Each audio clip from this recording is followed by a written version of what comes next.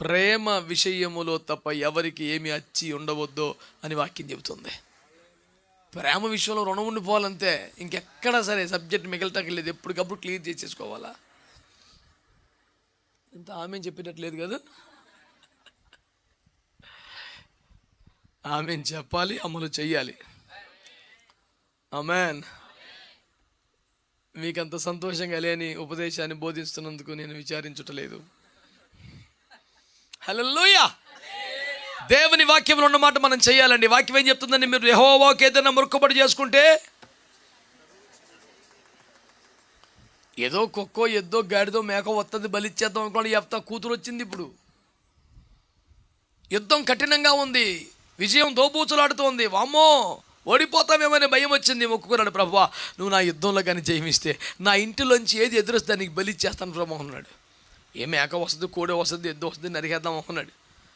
నాన్నగారు గెలిచి విజయంతో ఇంటికి వస్తారని తెలిసి తన ఏకైక కుమార్తె ఎదురెళ్ళి వెల్కమ్ డాడ్ అని చెప్పి చచ్చిపోయాడు మనిషి.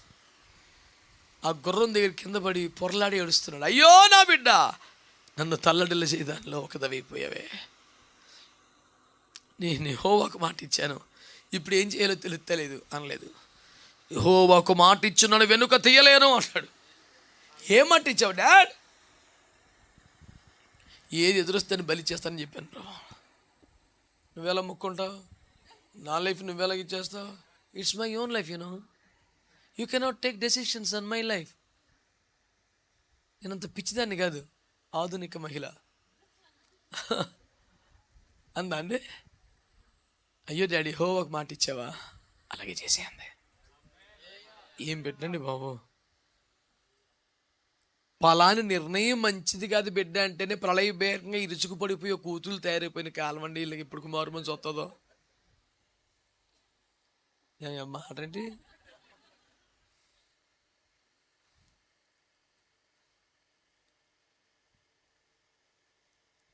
ఏ కూరగాయల సంగతి చెప్పేదేముంది? ఏడిచి గోల పెట్టి ఏడిపించాలనుకున్నా సాధించేసి ఒప్పించేసుకొని, ఇందాక విమానం గురించి ఇక్కడికి వస్తుంటే మా కారుని ఓవర్టేక్ చేసింది బైక్. మా ఊరు చెప్తున్నాడు, చిన్న చిన్న బండి ఏదంటే అది సూచీలోపోయి వెళ్ళిపోయింది. అది ఎందుకు ఏంట్రా విశేషం అంటే 900 cc అంట. ఏం చేస్తాకరా, ఎండిపోయిన పొలం పక్కన పెట్టి చెరువులో తోడేసుకోవచ్చు ఆ ఇంజిన్తో. 900 cc ఎందుకురా మన రోడ్లకి? అసలు ఆ గేరేజ్ ఎంత టైం ఇస్తుందో మనకి? ఎవడు పడతాడు పద్ధతిగా అడ్డం వచ్చేస్తారు కదా మనకి. ఆడ అడ్డం వచ్చి అడ్డగోలుగా వచ్చి మనక సీరియస్గా చూస్తాడు రోడ్డు మీద. అలాంటి అద్భుతమైనటువంటి traffic sense, civic sense, common sense ఉన్నటువంటి భక్తులు మనకు ఉంటారు. 900 cc అంట. వాళ్ళ అమ్మ నాన్న సంతోషం కొనిచ్చి ఉంటారా? ఏడిపించి కొనించుకుని ఉంటాడు. 8 లక్షలు 9 లక్షలు అంటది. ఆడి పేనం మొత్తం కాదు, ఆడు మన పక్క నుంచి వెళ్తే కాసేపటి దాకా మన చెవులు పనిచేయవు. చండాలమైన సౌండ్, చిన్న మూటగా ఏంటో దరిద్రం నాన్న, కాస్ట్లీ బైక్ అది. 70,000 రూపాయలు పెట్టి బ్యాటరీ కట్టు కొనుక్కుంటే చీమ కూడా హాని లేకుండా వెళ్ళిపోద్ది. ఇలా మా పెద్దోడు కొనుక్కొచ్చాడు ఒకటి, దేవునికి స్తోత్రం. ఎగ్లాస్గా ఆయనే తీసుకెళ్ళిపోతుందంటే బండి ఏంటండి అది?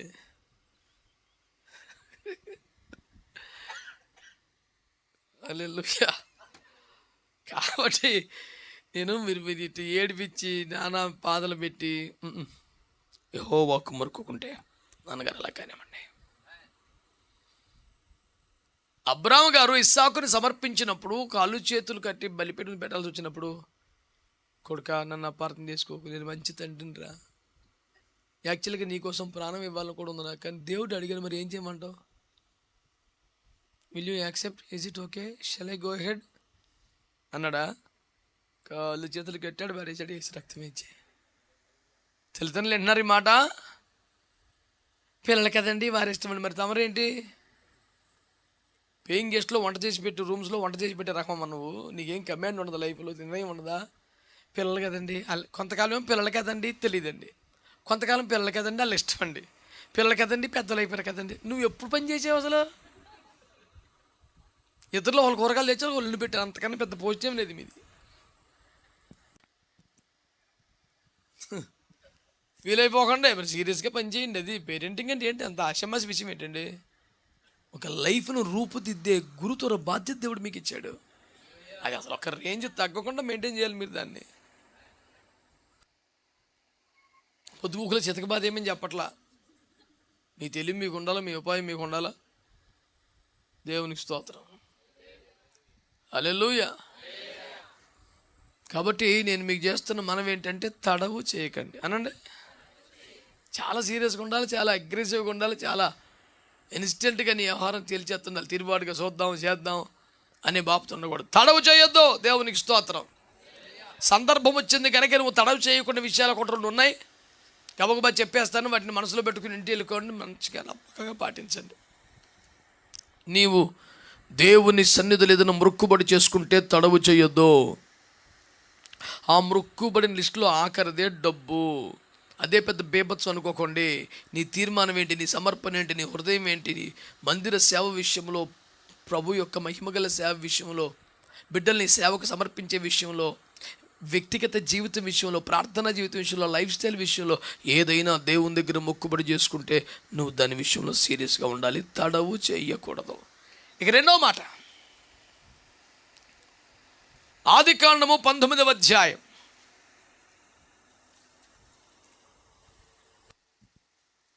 16వ వచనం.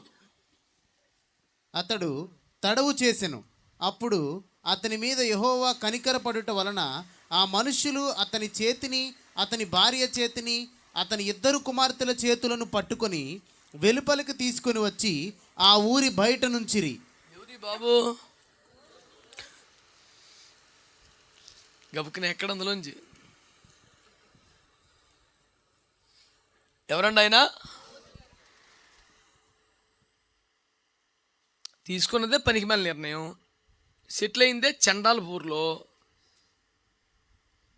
మళ్ళీ దుర్మార్గుల కామ వికార చేష్టలు చూస్తూ నీతిగల తన మనసు నొప్పించుకు బతికిందో పెద్ద వీరగాదా.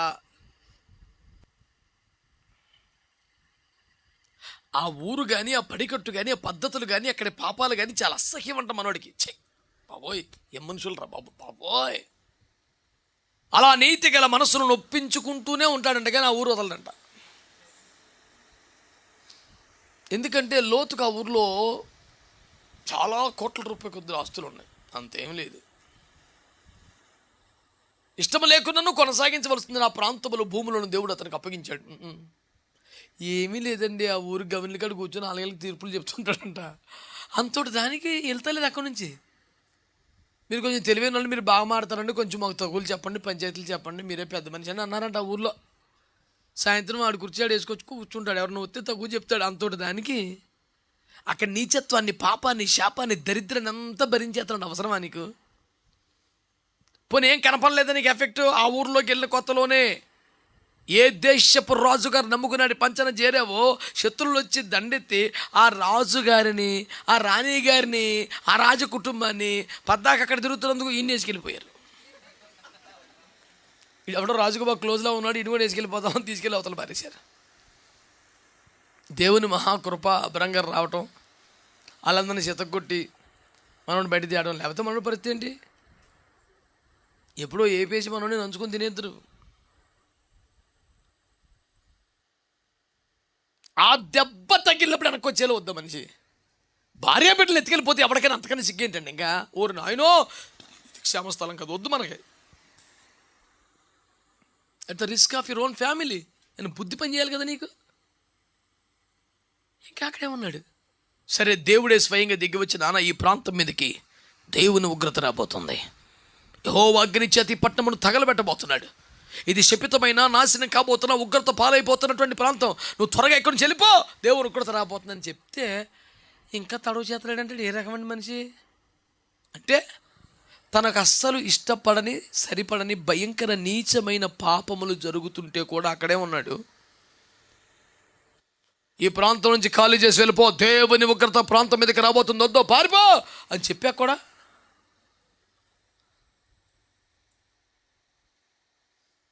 అక్కడ రాసిన మాట, దేవుడు అతని ఎందుకు కనికర పడుట వలన, చిరాకు వచ్చుంటే చంపేద్దరు అక్కడ, కనికర పడుట వల్ల చేయి పట్టుకొని బరవరు ఇడిచికెళ్ళి బయట పెట్టి ఎవడరా వెళ్ళరా చచ్చిపోతావు అని పంపించారంట.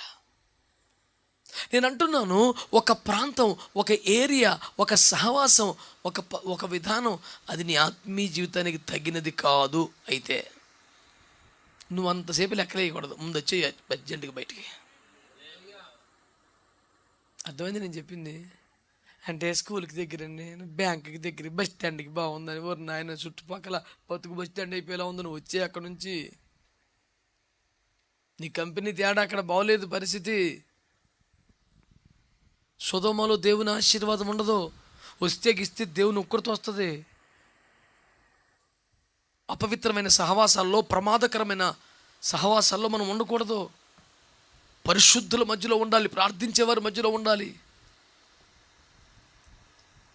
మీకు మాట చెప్పనా, ఐగుప్తులోంచి బయటికి దేవుడు తీసుకెళ్తాడనే వాగ్దానాన్ని నమ్మినటువంటి ప్రజలు, ముఖ్యంగా యోసేపు చనిపోయేటప్పుడు అన్నదమ్ములందరినీ పిలిచి, నిశ్చయముగా యెహోవా మిమ్మల్ని దర్శింపవచ్చును, మిమ్మల్ని వెళ్ళిపోయేటప్పుడు నా ఎముకలు పట్టుకెళ్ళిపోండి. ఏం చేసుకుంటారు ఎముకలు అంటే? పరిశుద్ధులు ఎట్లా కోరుకున్నారంటే, ఈ అపవిత్రమైన స్థలం ఉన్న ఎముకలు కూడా ఉండకూడదు అనుకున్నారు. ఆ ఎముకలు ఏ ఊర్లుంటే ఏమైంది? పునరుద్ధాన బోరమోతే ఎక్కడి నుంచి లెక్కటమేగా. నా ఎముకలు కూడా బెత్లెహేము దగ్గర ఉండాలి, కానీ ఇక్కడ ఉండకూడదు అనుకున్నాడు యోసేపు.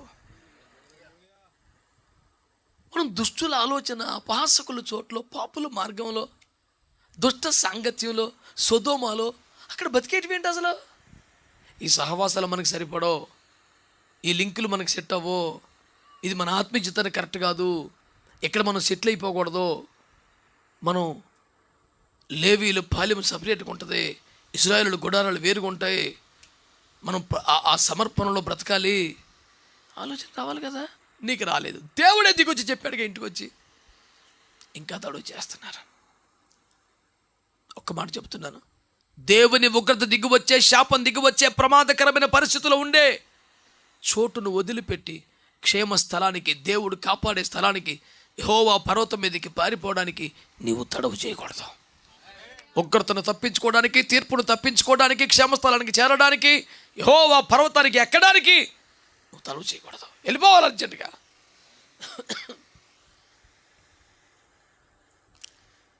చాలామందికి రక్షణ అంటే చాలా ఇష్టం, బాప్తిస్మాన్ని వాయిదా వేస్తారు. ఆ మాట కూడా చెప్దాం. పాపాన్ని తప్పించుకోవటానికి, తీర్పును తప్పించుకోవటానికి, ఉగ్రతను తప్పించుకోవటానికి నువ్వు ఆలస్యం చేయటం ఏంటి అసలు? మేనమేషాలు లెక్కించవలసిన అంశం అది ఏమన్నా?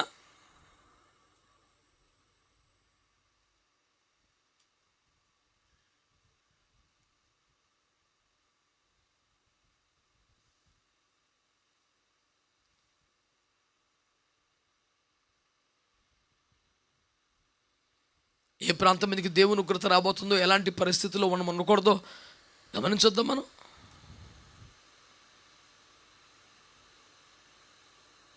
లోతెబోరులో ఉన్నాడు మెఫీబోషెతు. రాజు కనికరుని మీదకి వచ్చింది, వచ్చే రాజనగరాన్ని బయలుదేరి రావాలి. నయోమి, రూతు మోయాబులో ఉన్నారు. దేవుడు బెత్లెహేము దర్శించని తెలిసి బయలుదేరిపోతే ఇక్కడికి రాబట్టి ఆచరించబడ్డారు. ఇంకా మంచి చెడ్డలు మనం ఇక్కడికి వచ్చేసాం కదండి. ఇప్పటికే జరిగిన నష్టం చాలు, బయలుదేరి రండి.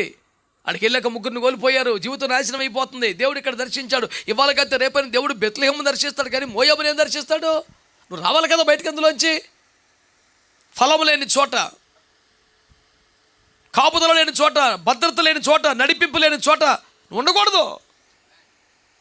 నువ్వు కంచెగల తోటలో ఉండాలి, యెహోవా పరమతి మీద ఉండాలి, ఉన్నత ఉపదేశంలో ఉండాలి, అపోస్తుల బోధలో ఉండాలి, పరిశుద్ధుల సహవాసాలు ఉండాలి. ఎక్కడ పడితే అక్కడ ఉంటే ఎలాగండి? ఆ దేవుడు కాపాడితే ఎక్కడున్నా కాపాడతాడండి. అలాంటప్పుడు మరి వచ్చేమని లోతుకి ఎందుకు చెప్పాలా? రూతమ్మకి ఎందుకు చెప్పాలా? రాజు రథములు, గుర్రములు మెఫీబోషెతు కోసం ఎందుకు వెళ్ళాలా? ఇవన్నీ బైబిల్ ఎందుకు రాశారు? పలానా చోటుకు వస్తేనే కాదులండి దేవుడు, ఎక్కడైనా కాపాడతాడండి. అలాగంటే నీ ఏలియాని తీసుకెళ్ళి హోరేబు శిఖరం ఎందుకు ఎక్కమని చెప్పాలి? నువ్వు ధూపవేదికి వస్తే అక్కడ కలుసుకుంటానని ఎందుకు అనాలి? దేవుడు కలుసుకునే చోట్లు లేవా? దేవుడు దర్శించే స్థలాలు కాదా? దేవుడు మాట్లాడే ప్రత్యేకత లేవా? దేవుడు దిగిరాని తోటకు, దేవుడు సంచరించిన తోటకి, దేవుడు ప్రత్యక్షము కాని సంఘానికి నువ్వు వెళ్తే ఏంటి ఉపయోగం అసలు? నేను ఎక్కడున్నా నీ ఇష్టమేక. లోతు బెచ్చలో ఉన్నావు నువ్వు, చేపట్టుకు లాక్కొత్తుంటే కూడా అక్కడ ఉన్నాడంట మనిషి. అతడు తడవు చేశాను. శపితమైన స్థలాన్ని నుండి, ప్రమాదకరమైన స్థలము నుండి, దేవుని ఉగ్రత దిగివచ్చే ప్రమాదం ఉన్న స్థలాల నుండి, దేవుని తీర్పు గురయ్యే పరిస్థితుల నుంచి, మరణం ఏలుబడి చేస్తున్న మోయాబు నుండి, శాపం దరిద్రం వెలుబడి చేస్తున్న లోదెబారు నుండి నువ్వు బయటపడటానికి తడువు చేయకూడదు. వెంటనే నీకోసం దిగి వచ్చిన రథం ఎక్కడానికి సిద్ధంగా ఉండాలి. అందులోంచి బయటకు వచ్చేయాలి. దేవునికి స్తోత్రం కలుగునగా. చెబుదాం హల్లెలూయా. ఇప్పటికైనా చెప్తున్నాను బిడ్డలారా, మీరు లోదెబారులో ఉంటే రాజనగర్కి వచ్చేయండి. మీరు సొదొమలో ఉంటే యెహోవా పర్వతం మీదకి వచ్చేయండి. మీరు మోయాబులో ఉంటే బెత్లెహేముకి వచ్చేయండి. ఈ విషయంలో మీరు తడవు చేయకండి.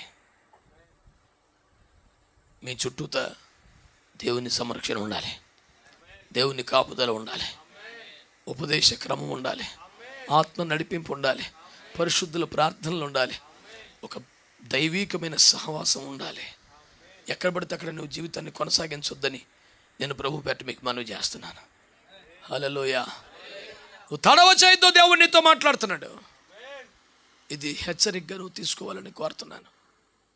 మరొక మాట కూడా మీ దృష్టికి తెస్తాను. అపోస్తలుల కార్యాలు 22వ అధ్యాయం 16వ వచనం చదవండి.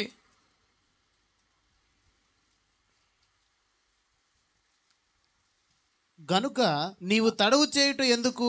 లేచి ఆయన నామమును బట్టి ప్రార్థన చేసి బాప్తిస్మము పొంది నీ పాపములను కడిగి వేసుకోమని చెప్పాను. స్తోత్రం చెప్పండి, చెప్పాలి మంచిగా. హల్లెలూయా.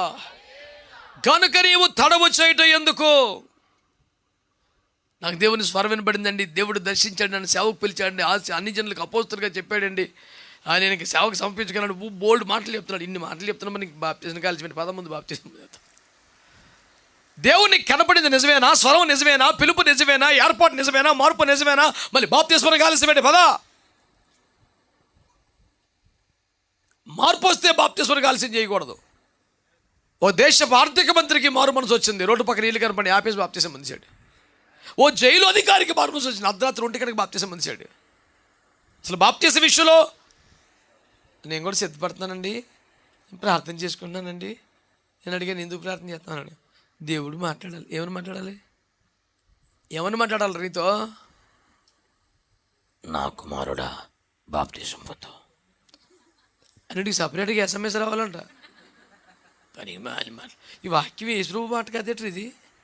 దేవుడు తన వాక్యం ద్వారా మాట్లాడితే ఎక్కదండి, ఇది సపరేట్గా చెవులో చెప్పాలండి వచ్చి. నేను 2 డైలాగులు కొట్టాను అడిగి. ఒకటే, ఇప్పుడు దాకా తన వాక్యం ద్వారా మాట్లాడితే నువ్వు లోబడలేదు కాబట్టి నీతో మాట్లాడే యేసుప్రభు ఫస్ట్. రెండోది, నీతో పర్సనల్గా మాట్లాడే యేసుప్రభు వచ్చి మాట్లాడేది సీన్ నీకు లేదు, దూరం కూర్చోను అన్నా. అదేంటన్నా మరి నువ్వు నీతో గట్టిగా ఎమ్మెల్యే గారే మాట్లాడరా యేసుప్రభు పెడతా అతను అన్నాను. అన్నా అదేటన్నా అన్నాడు. నేను ఒక సాక్ష్యం విన్నాను, అప్పుడు నుంచి చెప్తున్నాను అన్నమాట. గొప్ప దైవజనుడు కుమారుడు సేవ చేయమంటే దేవుడు నాతో మాట్లాడితే చేస్తానంటాడంట. నన్ను సమర్పించావరా, చిన్నప్పటి నుంచి సేవ కొరకు పెంచావరా, నువ్వు చదువుకున్నావు కాబట్టి చదివించావు తప్ప ఈ ఉద్యోగం కాదు. MBA చేశాడు, ఫస్ట్ క్లాస్ పాస్ అయ్యాడు, మేనేజర్ జాబ్ వచ్చింది, ఓ బ్యాంకులో చేస్తున్నాడు. చాలా క్రమశిక్షణగానే పరిశుద్ధంగానే ఉంటున్నాడు. కానీ దేవుడు నన్ను పిలవలేదు కాబట్టి నేను చేయను సేవ. నువ్వు పాస్ గారు కొడుకు కాబట్టి చేసేయాలా, నేను చేయను. నువ్వు చెప్తే నేను చేయాలా, నేను చేయను. దేవుడు నన్ను పిలితే కదా నేనంటే. ఇంటికి వచ్చిన దైవజనులందరికీ అయ్యారు, వాడికి చెప్పండి రా బాబు, ఇంటలేదు కొంచెం వాడికి చెప్పండి నానంటే. దైవజనులందరూ నానా మరి సేవ చేయాలంటే అందరికీ కౌంటర్ రిప్లై బీభత్సంగా ఇస్తున్నాడంట. చివరికి ఇతనికి ఒక ఫ్రెండ్ ఉండేవాడు, అతడు చాలా చండాలంగా అడ్డగోలుగా వెచ్చలవిడిగా బతికేవాడంట, క్లాస్మేట్. వాడు మార్పు చెంది ప్రభు సేవకుడు అయిపోయాడు. వాడు రెంచుకు వచ్చాక చూసారే నువ్వేంటంటే అంటే నేను ఇప్పుడు సేవలో ఉన్నాను అన్నాడు. నువ్వు సేవ అంటే సాక్ష్యం అంతా చెప్పాడంట. వావ్, చాలా సంతోషం, అద్భుతం. మరి నీ సంగతి ఏంటంటే నేను మేనేజర్. అవునా అన్నాడంట. అంటే భాష గారి కొడుకు అయితే చేసేయాలేంటి, మా నాన్న చెప్తే కదా చెప్పాడు కాబట్టి చేయాలా, దేవుడు నాతో మాట్లాడితే చేయొస్తాను, ఎవరు పడతాడు చెప్తే చేయనన్నాడంట. ఆయన లేచి నిలబడి దేవుడు నీతో మాట్లాడేంత బతుకు నీకు ఉందట్రా, నీ మొఖానికి అర్థం చూసుకురా అని ఇంటికి వెళ్ళిపోయాడు వాడు. అంత మాట ఆడు అని ఫ్రెండ్ కాబట్టి ఇసిరేసే డైలాగ్, మనమైతే చెప్పలేం కదా. వెళ్ళిపోతే ఇంట్లోకి వెళ్ళిపోయి తలుపులు వేసుకొని కూర్చొని దేవుని నాతో మాట్లాడిన సీన్ నాకు లేదు. నిజమే, ఆయన అంత పెద్ద నాతో నిజమే. ఇలాగా మనోడు ఫీల్ అవుతా ఏడుపు వచ్చిందట.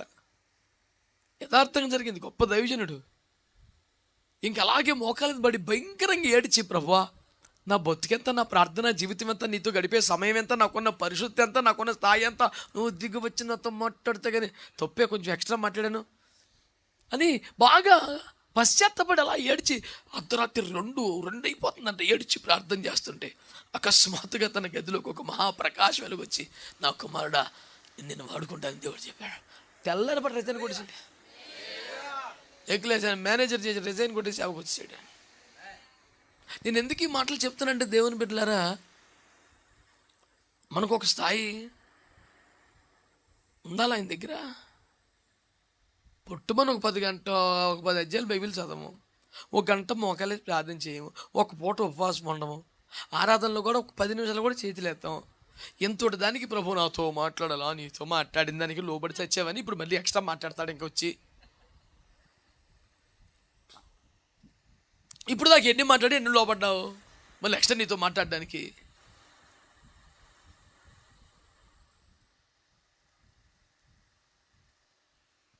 దేవుడు నన్ను దర్శించాడు, దమస్కు మార్గంలో పట్టుకున్నాడు, ఇది మొదలుకు అన్ని జనులకు అపోస్తులుడు అన్నాడు, నా సాధనం అన్నాడు, నేను ఏర్పరచుకున్నాను. మరి ఇంకా కావాల్సింది ఇక్కడ పొంది బాప్తిస్మం. దేవునితో మాట్లాడుతున్న మాట నిజమైతే, దేవుని స్వరము గుర్తించగలిగితే, నువ్వెందుకు మారు మనసు పొందడానికి, ఎందుకు సమర్పణలోకి రావడానికి, ఎందుకు అప్పగించుకోవడానికి ఆలస్యం చేస్తున్నావు? నువ్వు తడవు చేయదు. ఒకవేళ ఇంకా బాప్తిస్మాలు పొందే విషయంలో తాత్సారం చేస్తున్నారా, తడబాటు చేస్తున్నారా? ఒకడంటాడు ఈ పరీక్ష పాస్ అయిపోతే అంటాడు, పెళ్ళి అయిపోతే అంటాడు, ఉద్యోగం వస్తే అంటాడు. ఈ లిస్ట్కి అంతమే ఉండదండి. ఏదొచ్చినా ఇంకోటి ఉంటుంది పెండింగ్. ఈ ఒక్కటి చేసే ప్రభు నెక్స్ట్. ఆయన ఏ విధము చేతనైనా రాబట్టగలడు, అది నీకు పాపమగును.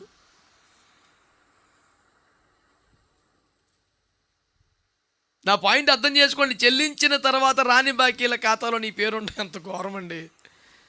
బాకీ కట్టేసాక అక్కడే ఉంది పేరు. అర్థం చేసుకొని తడవు చేయటం మానేయండి. నీ మ్రొక్కుబడి విషయంలో తడవు చేయొద్దు. ఆమేన్. వ్యర్థమైన సహవాసాలని, నిర్జీవ ప్రాంతాలను వదిలి సత్తువు గల సన్నిధిలోకి రావడానికి తడవు చేయకండి. దేవునితో మాట్లాడితే రక్షణ పొందడానికి, దేవునితో ఒక నూతన అనుబంధంలోకి రావడానికి తడవు చేయొద్దు. ఈనాటి సందేశం ఏంటి చెప్పండి? తడవు చేయొద్దు. మరేం చేయాలి? త్వరపడండి, మంచి నిర్ణయాలు తీసుకోండి, వెంటనే ప్రభువుకు లోబడండి. దేవదూత వచ్చాక, నీళ్లు కదిలించాక మొదట దిగితే తీర్మానికి వచ్చినాడికి ఏముండదో. ఎవడు త్వరగా స్పందిస్తాడు, ఎవడు వెంటనే లోబడతాడు, ఎవడు తీర్మానం చేసుకుని ఆడికి ఆశీర్వాదం ఉంటుంది. నువ్వు 100 సార్లు పెద్ద రియల్ ఎస్టేట్లో పెట్టుబడి పెట్టినట్టు లెక్కలేసేసుకొని ఒక నిర్ణయానికి తమ స్థిర ఆస్తులు అమ్మి సేవకుచ్చులను సార్లు లెక్కలేదండి అపోస్తలుల కార్యాల్లో. తమ కుటుంబాలని, వలల్ని, చేపల్ని, వృత్తులు అన్నీ వదిలేసి సేవకు రావడానికి అపోస్తలులు అంతసేపు గంటల సేపు ఆలోచించలేదండి. ప్రభు పిలిచాడు, వచ్చారు అంతేళ్ళు. ఒక జీవితానికి సరిపడా నిర్ణయం ఒక క్షణంలో తీసేసుకున్నారండి. It's a very big decision, you know. We need to discuss together at the dining table. సోగ్గా చెప్తే సూపర్గా ఏమి ఉండదు, ఈలోపు కోపం వచ్చేస్తుంది. దేవుణ్ణితో మాట్లాడితే లోపడిపోయి ఎక్కువ ఆలోచన చేయబాకు.